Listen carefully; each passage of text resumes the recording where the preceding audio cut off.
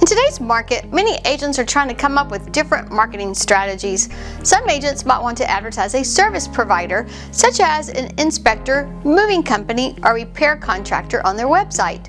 Is this allowed by TREC? Well, let's ask TREC.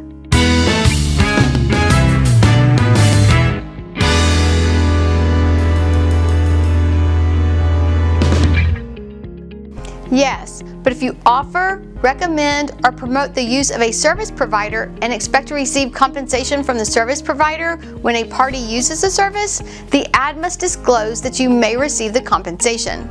This went into effect May 15, 2018. You may advertise an inspector's services, however, an inspector may not pay a fee or other valuable considerations for the referral, or inclusion on a list of inspectors or preferred providers or similar arrangements, or inclusions on a list of inspections contingent on other financial agreements. Also, acceptance of a fee from a service provider may violate the Federal Real Estate Settlement Procedures Act, which prohibits certain referral fees and kickbacks. Always remember, when in doubt about what to do in certain situations, ask your broker or ask TREC.